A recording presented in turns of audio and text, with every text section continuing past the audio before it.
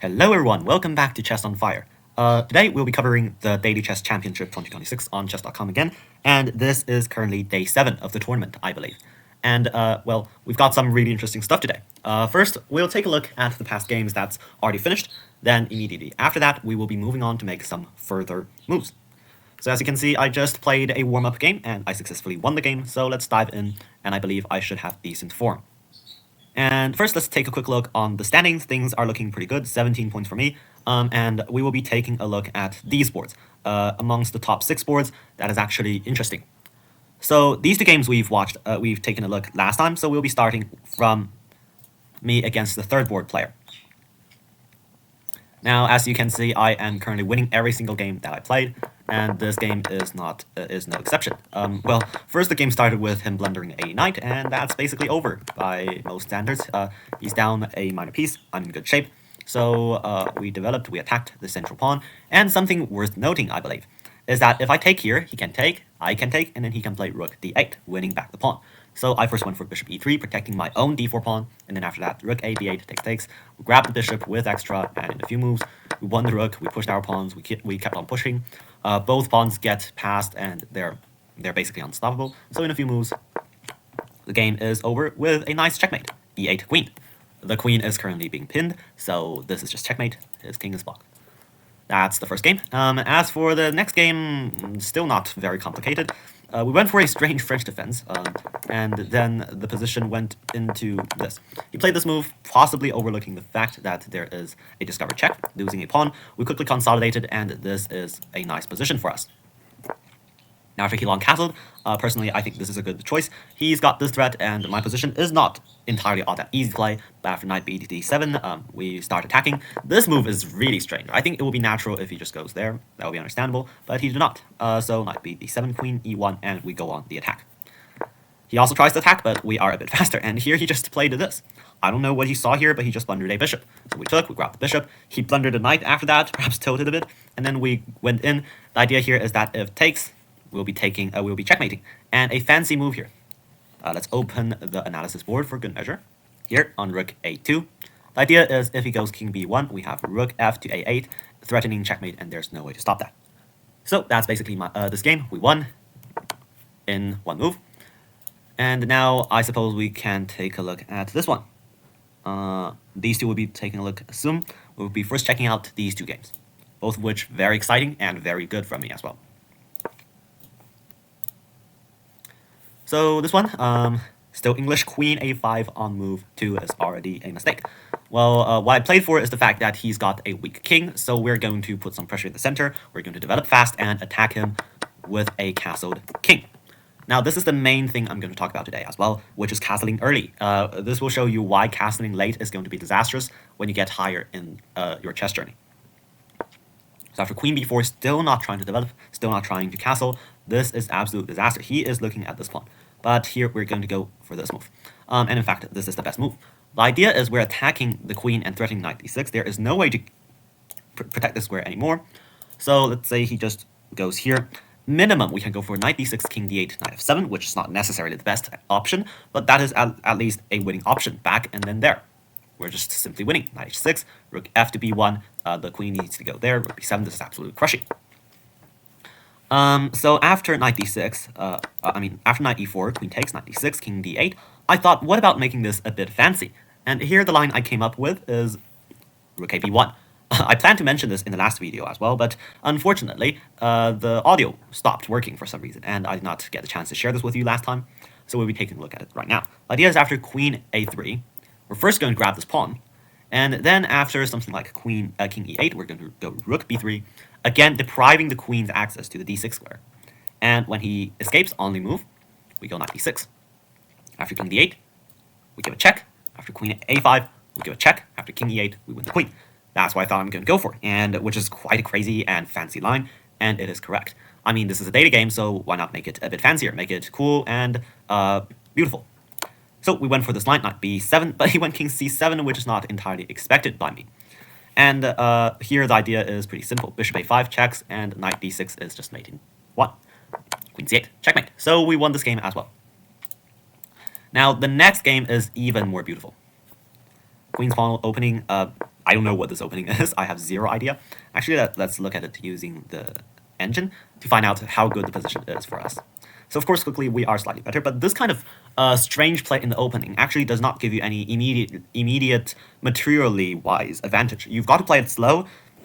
You've got to castle early. You need to break in the center, attack these weak pawns, develop, and play the game with speed.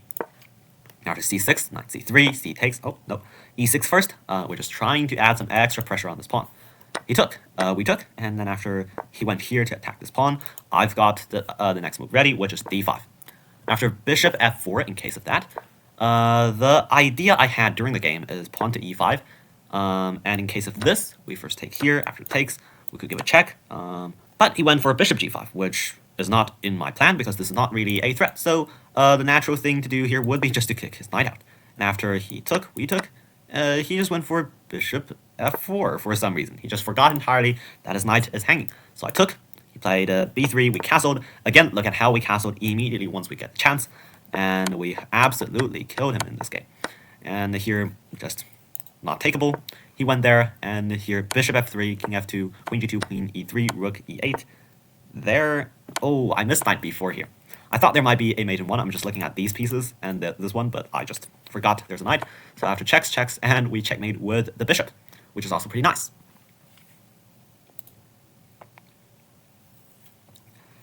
Now we're done with this guy, and here, this is not really interesting because he timed out on this game. I did not win this one, and the rest is just all wins on timeout. So we have already finished going through the 6 games that I won by checkmate, and you've probably learned by now the importance of playing, of castling early. It is extremely important if you want to get higher in rating, because nonsense is not going to get you up the rating ladder. Now the rest of the game, the rest of the video, we will be making our next moves. As you can see, we've got 5 more games to play. Actually, 4 from the tournament and 1 that is from one of my other daily games. Now, this position, you can see I only have 7 hours because I already took a look at this position in the morning, and I decided, well, I probably should think about it a bit more. So I spent the entire day thinking about this position, and this is what I came up. This is my plan. Let me draw some arrows for you. First of all, I am not going to trade because, in my opinion, trading only gets his second knight into the center, and this is just going to be pretty bad. Like, there's no way to challenge this knight anymore. So I'm going to go for this, and there. To plant my own knight in one of these strong squares, outposts. And then it's going to just generally block this file, perhaps put some pressure over here. I don't know, this does not really matter a lot yet, but this might matter in the future. Listen to my plan. So first we remember there's a knight on e4 in the future. Now the next redeployment plan is we're going to go here, and then possibly to one of these 2 squares, to put some extra pressure on the light squares. And my main focus of bishop f5 would be on the c2 square. So remember, there's the knight over there, there's a bishop over there in the ideal situation, and next we will be going queen d6. Now the idea of queen d6 is not actually to do anything, we're going to give some space for this rook, and the position it's going to land on is on the c8 square. So we should probably keep this in mind as well. And the final step of the plan would be to take, and infiltrate. Attack f2, attack b2, and then once we achieve this, we might actually be pushing f6 and e5 to crack open the center, and imagine if all of these pawns disappeared, my bishop would finally be free to attack this pawn. So that's my current plan, and I believe the move here would be knight f6.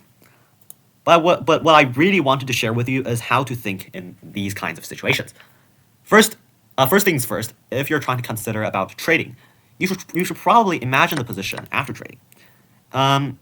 You can first evaluate this situation, and if you think this position is good for you, just go for it. Now if you think the position is close to equal, you should think about whether this trade made the position better or worse.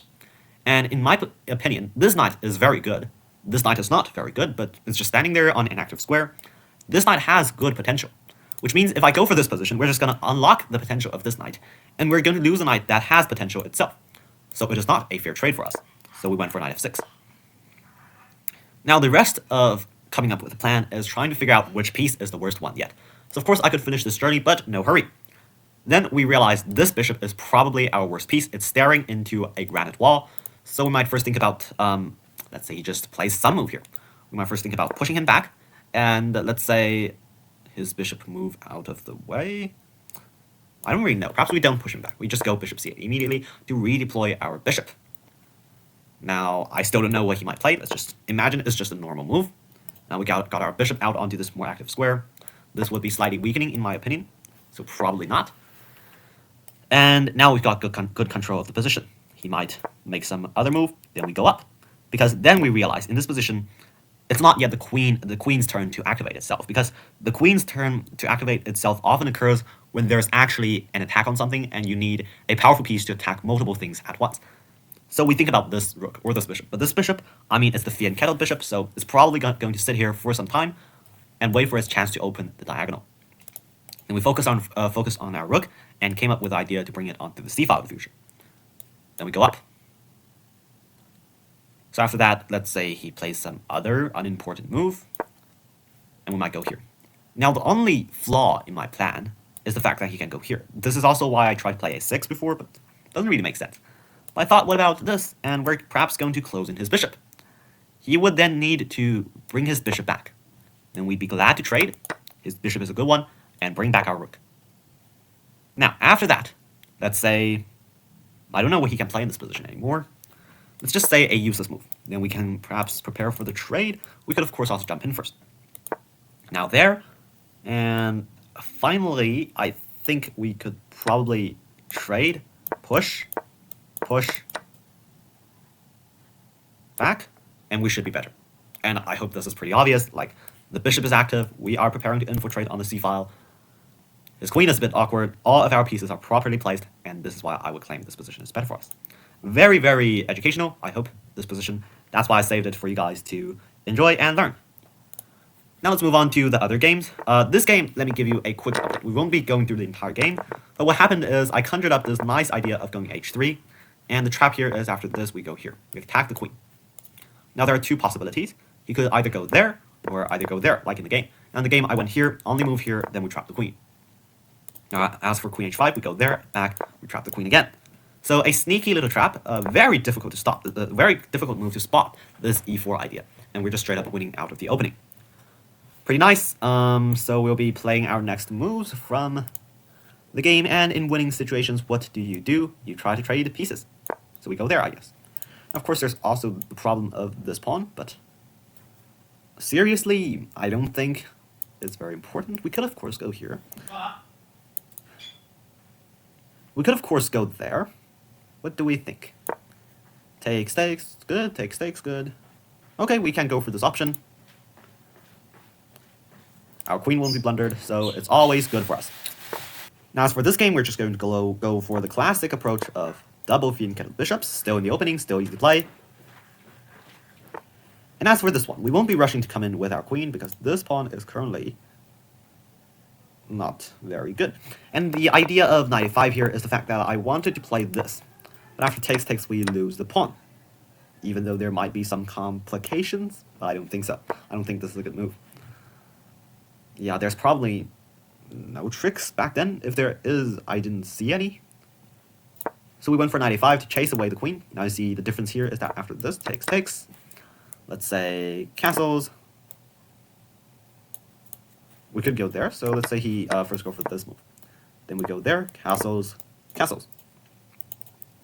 Rook there, we stop the counterplay, and I think we're fine.